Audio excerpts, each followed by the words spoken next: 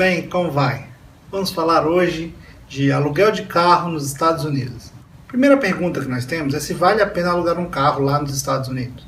Algumas cidades você tem facilidade de se movimentar sem carro, que é o exemplo de Nova York. Mas nem todas têm infraestrutura e você realmente vai ter que alugar um carro. A dica que eu dou é que se você for a Miami, Orlando, alugue um carro, vai ser muito mais fácil para você se movimentar lá. Se você for a Nova York, realmente não vale a pena você alugar carro. É melhor você andar de metrô e quando você for aos outlets ou algum lugar fora, tipo o Six Flags que fica em New Jersey, você aluga um carro e vai para lá tranquilamente com aluguel de um dia. Bom, se você está pensando em ir para Las Vegas, talvez não valha tanto a pena você alugar um carro, ou então alugue o carro somente quando você for aos outlets. Se você estiver saindo de Los Angeles para Las Vegas, realmente se aluga um carro em Los Angeles e entrega ele em Las Vegas. Esse vídeo também vai servir para ajudar para as pessoas que fazem um tipo de viagem chamado road trip, que é a viagem de carro pelos Estados Unidos, por diversas cidades. Bom, o primeiro passo do nosso aluguel é a reserva.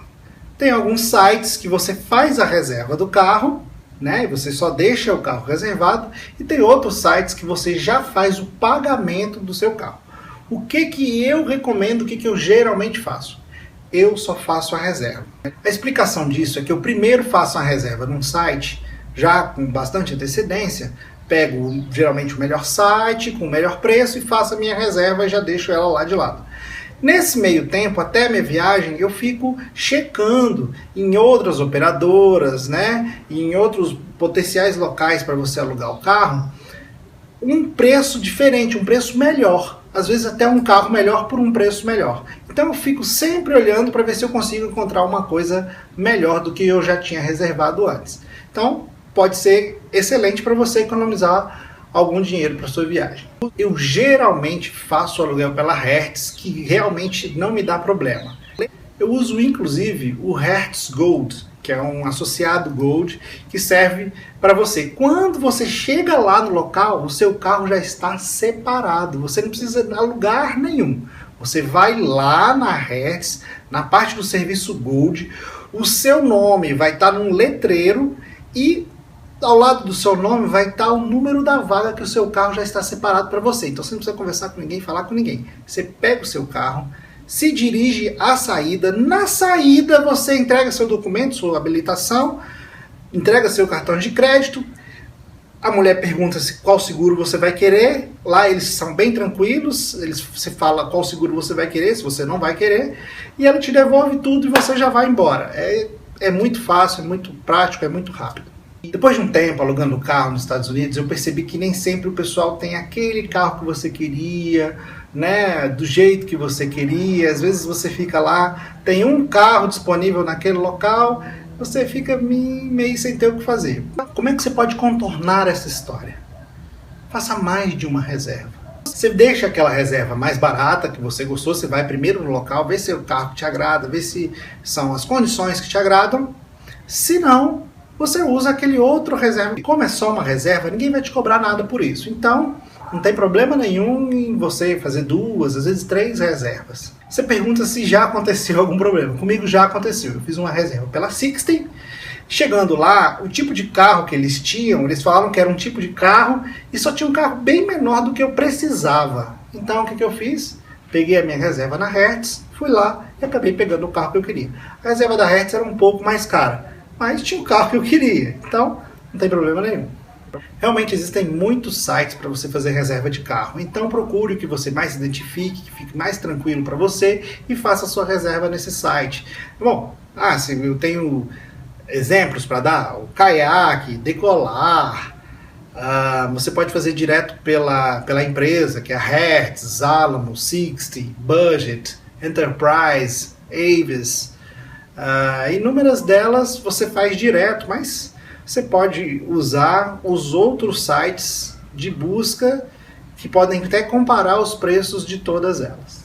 Bom, já com a reserva, você pega o avião, chega lá, e aí o que você faz quando está lá nos aeroportos? A maioria dos aeroportos é tranquilo, tem várias placas para você que indicam o local que você tem que pegar o carro, que é o Rental Cars.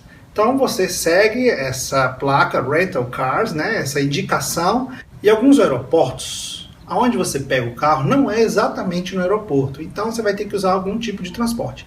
Geralmente esse transporte para as locadoras é gratuito. Então não se preocupe que você não vai pagar para chegar até a locadora. Você não precisa pegar táxi para chegar até a sua locadora. Então, a maioria deles é às vezes um prédio anexo ao aeroporto. Então é bem tranquilo. Em Las Vegas, no McCarran, é tranquilo. Em Orlando também é muito tranquilo. Ali na parte de baixo do aeroporto. Nova York também. Então são todos bem tranquilos. Você não precisa se preocupar muito. Bom, quanto ao problema do seguro. Existem algumas formas de você pagar o seguro para o seu carro. Primeiro, você pode fazer o All Inclusive, né? Todos os seguros incluídos, diria assim. Então, é uma das formas, você já pode às vezes sair até com ele já pago do Brasil, se você quiser assim, ou você já inclui todos na sua reserva, né? É tranquilo, você veja lá quais os tipos de seguro que você vai precisar. Se você for fazer todos os seguros, é melhor que você faça já reserve com antecedência, porque chegando lá, alguns dos atendentes, ele acabam tentando empurrar uns seguros um pouco mais caros para você. Então fique atento. Quanto ao seguro pago pelo cartão de crédito, algumas bandeiras, né, de acordo com o cartão de crédito que você tiver, ela paga o seu seguro. Então o que você tem que fazer? Chega lá, você recusa todo tipo de seguro e o cartão de crédito vai cobri-los. Entretanto, o cartão de crédito não cobre seguro de terceiro. O que é o seguro de terceiro?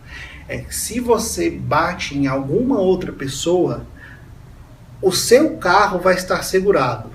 Mas o carro da outra pessoa também tem que estar segurado, para que você pague o conserto da outra pessoa. Num local onde você anda, na mesma rua, com Porsche, McLaren, então é melhor você ter um seguro de terceiros. Então o que você vai fazer? Você recusa todos os outros tipos de seguro, aí o cartão de crédito vai incluir, né, esse seguro. Então se você tiver algum problema, o cartão de crédito vai cobrir esse seguro até um certo limite. Você tem que saber que o seu cartão de crédito tem que dar um limite para esse seguro que você está fazendo. E faça com a empresa o seguro de terceiros. É tranquilo, é rápido, é só você pedir lá o seguro para terceiros.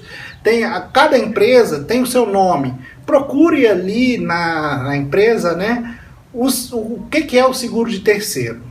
Nós temos que falar sobre os tipos de carro, né? Se você nunca alugou, não sabe como é que é, eles dividem em categorias, né? Então você tem a categoria Economy, que são carros pequenos, depois a Standard, que é padrão, né? Que são carros médios, tipo Focus, né?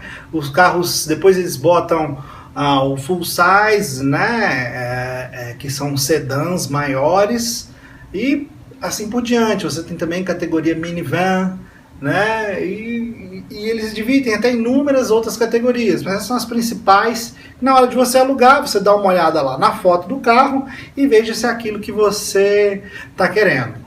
Uma boa dica de aluguel é você alugar uma minivan. Elas geralmente são baratas e cabem muitas pessoas ou muitas malas. Então é interessante, elas cabem às vezes até 7 pessoas, né? Mas se você colocar 7 pessoas, não cabe tanta mala. Mas se você tem 5 pessoas, ela vai caber bastante mala. É interessante esse tipo de aluguel. Se você tem uma família muito grande, com muitas pessoas e muitas malas, talvez valha você alugar uma SUV, né? Bem grande. Nos Estados Unidos tem um tipo chamado Suburban, né? Que é um carro da Chevrolet, que é uma SUV muito grande, cabe muita gente e muita coisa. É interessante, se for viajar 7 pessoas e mais um monte de mala, vale muito a pena. Então você vai viajar 5 pessoas e aquela tralha de mala, vale a pena para você se deslocar nesses locais. Bom, quanto ao deslocamento lá, como é que você vai fazer? O recomendável, acho que 100% das pessoas fazem assim, o uso do GPS, né? É interessante que você saiba mais ou menos quantos dias você vai ficar. Se você for ficar poucos dias, tipo 3 dias, talvez valha a pena você fazer o aluguel do GPS, que custa geralmente $10 por dia. Se você for ficar mais tempo do que isso, você compre um GPS nos Estados Unidos e traga ele para você.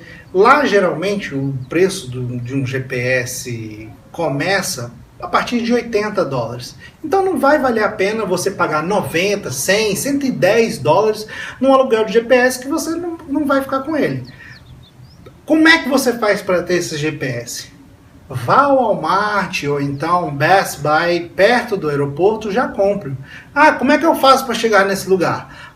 Aproveite o Wi-Fi do aeroporto e trace a rota pelo seu Google Map. Então você já traça a rota para aquele lugar no seu Google Map, grave essa rota, então se desloque até o local e depois daí você se desloca com o seu GPS.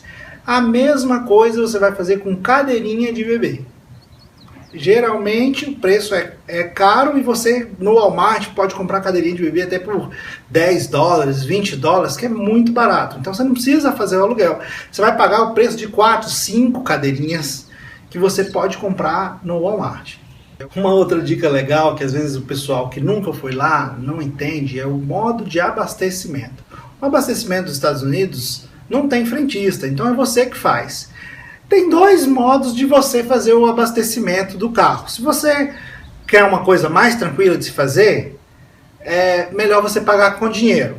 Como que você faz? Você estaciona o seu carro à frente à bomba, olhe o número da sua bomba. Tem um número alto, tipo 10, bomba 10, não é, né? Pump, eles falam pump.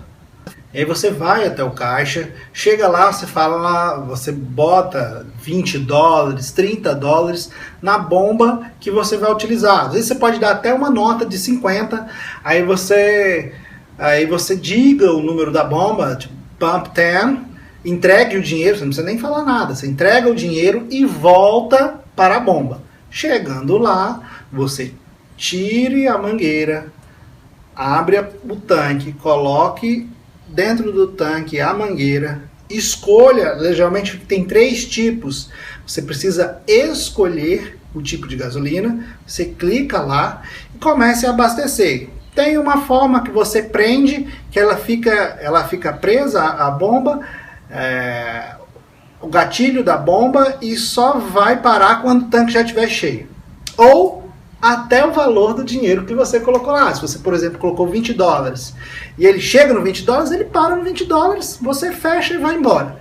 Ah, sobrou dinheiro, eu entreguei 50 e só coloquei 35.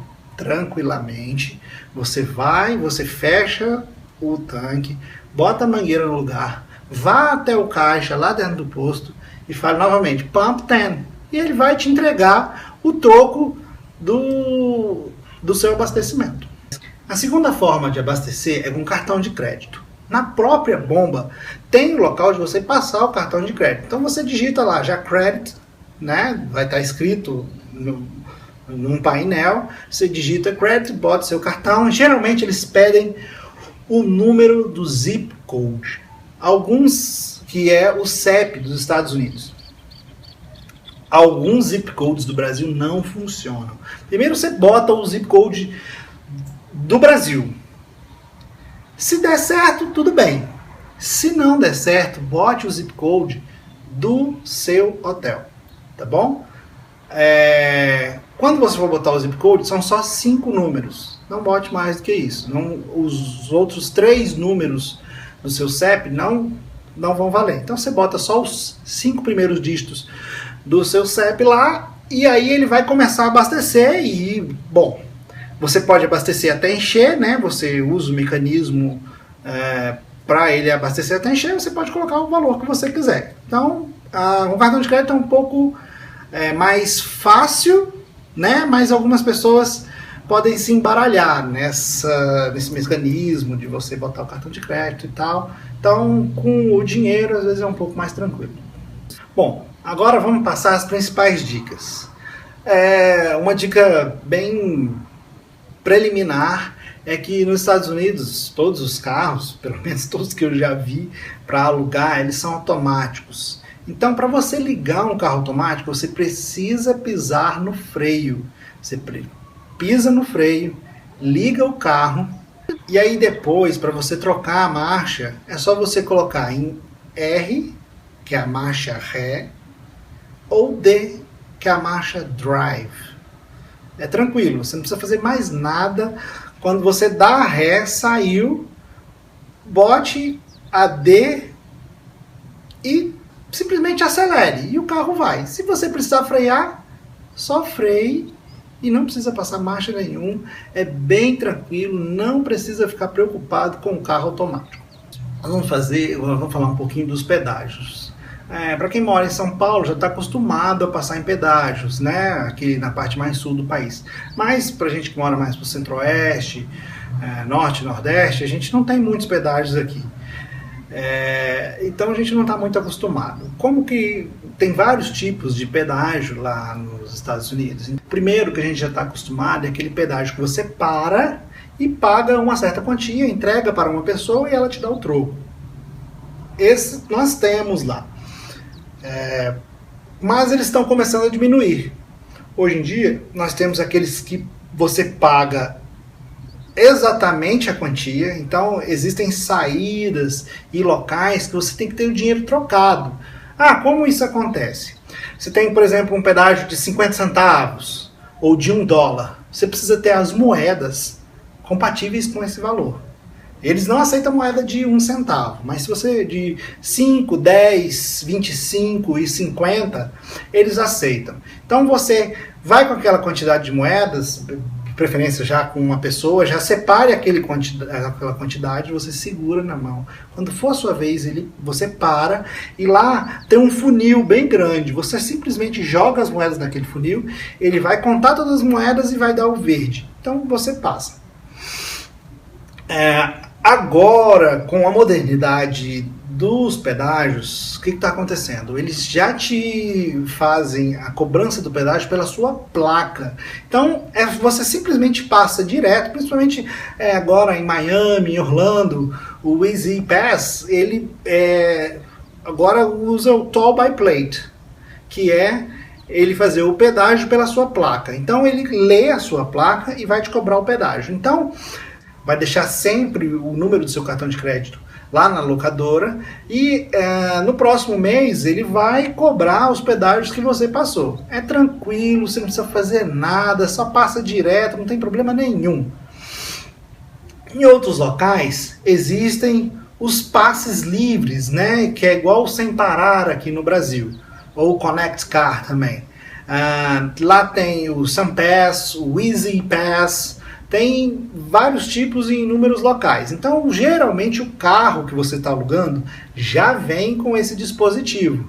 Às vezes, você só precisa tirar de uma bandeja que vem em cima do vidro, ele fica uma placa de metal, uma caixa de metal grande, você só desliza a bandeja e ele vai ativar ali aquele passe. É bem mais tranquilo, que você passa direto, rápido, em todos os locais. Se por um acaso você passar em um local que você não tinha o Easy Pass, não sabia que precisava pagar, você vai ganhar uma multa e de acordo com a sua placa e depois vai chegar para você pagar no seu cartão de crédito.